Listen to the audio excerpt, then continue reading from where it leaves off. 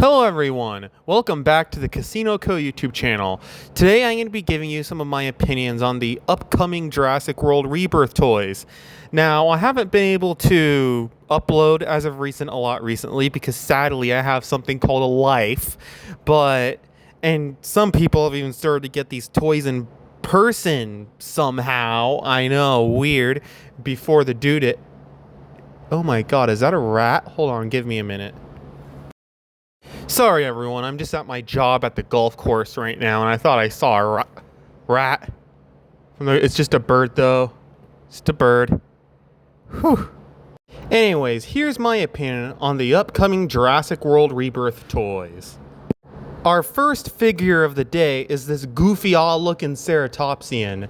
The sculpt is nice, but the paint job is rather lackluster, stopping towards the front of the figure and not continuing towards the back. The bill, or the front horn that the ceratopsian eats out of, is not painted, and the back crest horns are also unpainted as well, which is strange because the three horns on the front of the face are painted, which just makes the figure look weird. Who knows though? This is an early picture of this figure. Maybe the final product will look a little bit better. Our next set of toys is this Velociraptor with this random chick it comes with. I like the new Velociraptor design. It reminds me a lot of the Jurassic Park 3 Velociraptor designs. I like that we're getting raptors hunting people again, and that we're not getting blue as a, submissive. That velociraptors are not going to be submissive to humans in this movie, which is going to be a nice change of pace because that's kind of what we got the last three Jurassic World movies. I also like how the striping goes all the way down the back of the figure.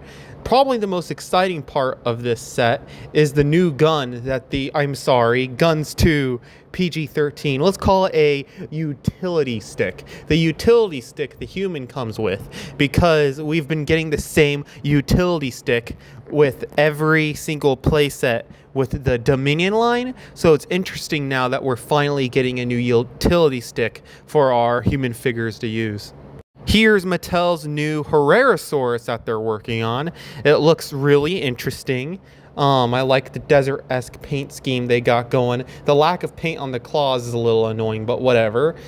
I noticed there's a giant slit going through the middle of the figure, which makes me think it's going to have some type of thrashing action to go along with it, which will be a neat action feature for this toy. Overall, though, not too excited about it. It's just another dinosaur toy for them to add to their huge onslaught of toys that they've already created. Now, here we have the Achillobator. This figure actually looks really interesting. Of course, I'm not actually going to be getting this figure when it comes out. However, its design is intriguing nonetheless. I like how they have the feathers painted on the back of the figure. Obviously the claws aren't going to be painted, and also the head paint job is really nice as well. It has a really interesting bird-like sculpt, and whenever we get a new figure with feathers on it from Mattel, it's always really exciting because it really differentiates itself from the rest of the toy line. Speaking of feathers, here we have their upcoming Archaeornithomimus. Now, I don't know about you, but this thing doesn't really look like an Archaeornithomimus. First of all, the green doesn't look like it would belong on an Archaeornithomimus. I do like the head sculpt. It looks interesting, but at the same time, it just doesn't look like an Archaeornithomimus. In Jurassic World Evolution 2, they show us what an Archaeornithomimus looks like in the Jurassic universe, and it looks nothing like it. Also, I heard that when you open the mouth, it gave it like straight up teeth, which I don't think, they might, but Gallimimus and our other dinosaurs like Archaeornithomimus don't really have protruding teeth like that. So I'm a little confused on what they were thinking when they designed this figure, but overall it looks like another small figure for them to add to their $7 to $9 line of dinosaur toys. Now here we have what I think is a Peruosaurus. The sculpt looks great and the paint job is also great, minus the lack of paint on the toe claws obviously, but I like how they have the blue paint running down from the top of the figure all the way down to the end of its tail. So yeah, there's nothing really else to say, it's just a really great Peruosaurus figure. Now here we have the Distortus Rex Island Escape set. Last time we even talked about the Distortus Rex was in my video from like 2 months ago. We were over analyzing play sets for the little figure of what we thought was the Distortus Rex. Now we have the actual color scheme of the animal and what it's actually going to look like. And I gotta say, I'm glad it's not a charcoal black color like everyone thought it was going to be. The green really differentiates it from the Indoraptor and the Scorpius Rex, which both have charcoal black color skin tones. Originally, I wasn't too fond of the Distortus Rex's design either. Thought it looked a little out of place in the Jurassic franchise. Why make this new weird looking mutant when you already have the Ultimasaurus you could use? But to be honest, the design has started to grow on me. The head looks a bit like a beluga whale, and it looks a little bit better with the green color scheme now that I see it up close. But yeah, it looks like this play set, it's going to be one of those value bundles that you find at Target. It has a missile launcher with the boat and the Distortus Rex figure, which looks like it's just going to be a regular action figure that lacks any, action features. So yeah, pretty neat play set. I probably won't be getting this one though in order to save money for the bigger Distortus Rex, which we'll be seeing later in this video. Here we have Mattel's smaller figures that they're going to be creating that are in between the $7 to $10 range. Here we have the Inostransavia. Never heard of this creature before. It looks like a relative of the Dimetrodon. I'm glad we're getting more, marsupial-like creatures into Mattel's Jurassic line. I like the saber-toothed teeth. The color scheme is very desert-like. There's a noticeable lack of paint going down the back and on the tail, but it's understandable. But I do like the orange and brown paint job they did on the head though. And of course, there's a lack of paint on the toe claws. Here we have their new repaint of the Tapijara figure that they did back in 2018 or 2019 for the Dino Rivals line. This figure is a severe downgrade from the Dino Rivals Tapijara. The paint on the wings is abysmal compared to the elegant paint job we got on the Dino Rivals Tapijara, and this figure carries over the same problems that the Dino Rivals one had with being too cartoony. Overall, it still has a great sculpt though, just needs a little work on the paint job. Here we have what looks to be a relative of the Ankylosaurus. I think the lime green spikes look a little out of place. However, I do like how there's a solid color going down the back and the solid color going down the bottom of the figure. Usually they don't do that. Usually they just make the figure one single solid color all together and just do a little paint on the front of the figure. But yeah, it's just something nice they did that differentiates it a little bit. The sculpt is okay at best. The head looks a little bit out of place, but overall it's still a decent addition to their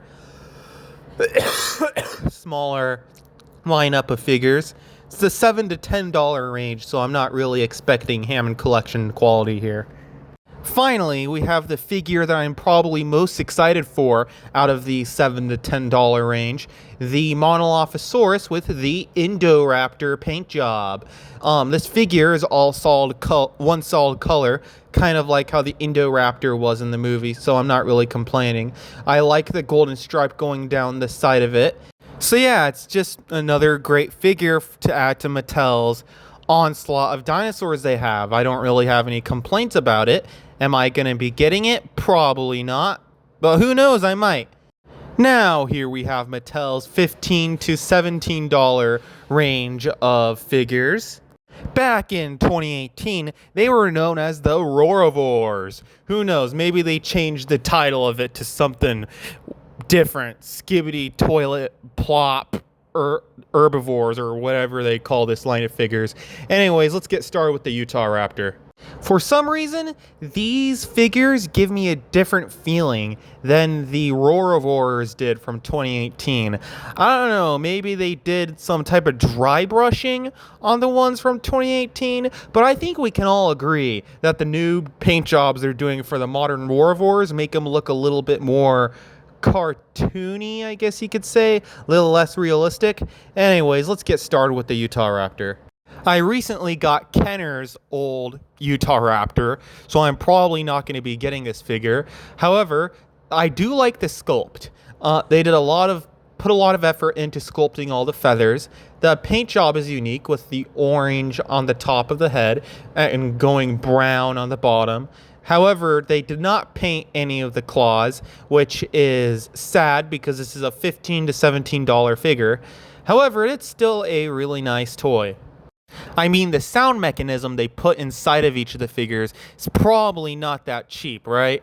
Here we have the new and upcoming Maiasaurus. It's interesting to see any herbivore getting attention because typically they make more carnivore figures, especially a Hadrosaur.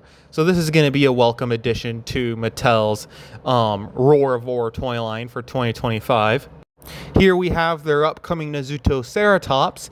They've already given us plenty of these due to the creature's popularity from appearing in the Jurassic World short Battle at Big Rock. Gotta say, this is probably one of the best looking ones. The blue looks really nice on the back of it, and the horns look very vibrant. So yeah, looks like a great figure. I'm not even gonna say anything. We don't need another Baryonyx. We just got like 12 in the battle damage line. Now, back in 2018, this would be referred to as the Massive Action line, probably. Got no idea what they're calling it now, so I'm just going to stick with Massive Action. They typically make one carnivore and one herbivore to be part of the Massive Action line, and this line is between the $20 to $25 range. For the carnivore, they have Tyrannotitan, and for the herbivore, they have the unique choice of Triceratops. Huh, didn't even know that creature existed. Here we have the Tyrannotitan. It's a bit small for a Tyrannotitan, admittedly, but hey, they needed a creature to fit into their large scale set of figures. So yeah, here's a Tyrannotitan. I like I don't know what it's called, a gullet. I don't know, the flap of skin under its neck. That looks really cool. The detailing on this figure is immaculate. I really like how they got the blue going down the back of the figure. However, the paint, there is no paint on the claws, which, hey, did you really expect there to be any paint on the claws? No, you didn't. But otherwise, the paint on the head is immaculate, the paint on the rest of the body is immaculate, and the sculpt is fantastic. So this looks like one of their better figures that I've seen as of so far in making this video. Hey, look, another Ceratopsian. So, one big problem I have with this figure, they did not paint the front horn, neither did they paint the bill or whatever the horn is that is the Triceratops uses to eat out of. It really sticks out like a sore thumb. And then they stopped the paint towards like halfway through the figure and didn't go down. So yeah, I can definitely tell they put way more effort into the Tyrannotitan. However, the sculpt is still nice, a little cartoony, but still decent. But yeah, probably not one of Mattel's best figures from this line. Here we have the Spinosaurus Danger Set. This looks to be another one of those Target value bundles that you can get. Comes with 2 human figures and a Spinosaurus. The Spinosaurus looks a little small for a huge apex predator, but what can we say? It's a value bundle. They weren't going to make it too big. The paint job on it is probably not that great either. However, the sculpt does look rather good for a Target value bundle. Here we have Jurassic World Rebirth's rendition of the Gyrosphere Blast Vehicle and the Capture and Crush Truck, the Launch and Battle Vehicle set. Wow, they couldn't even give it like a proper name or anything, just the Launch and Battle Vehicle set. The set comes with a utility blaster and a human figure. And of course, the truck looks great as well. Who knows if it's going to have battle damage or what? Who knows? We'll just see when the truck comes out. And of course, it comes with another one of their Velociraptors. Typically for Mattel, the Velociraptors either come in a crouched position or an upright standing position. This time we got it in the crouched position. So here's our crouched Velociraptor. The paint job looks relatively the same to the other one that came with that girl earlier with the blue on the head. Looks really reminiscent to the Jurassic Park 3 Raptors, like I said earlier. So overall, this is a great play set, and I can't wait to see it reviewed when it comes out. Here we have Mattel's monthly T-Rex, the Lab Lockdown Tyrannosaurus Rex. Now, this figure is going to be their cheaper alternative to their big T-Rex, kind of like how in the Fallen Kingdom line, they had the Extreme Chompin' T-Rex as an alternative to the Thrash and Throw T-Rex. Last time I checked, if you like...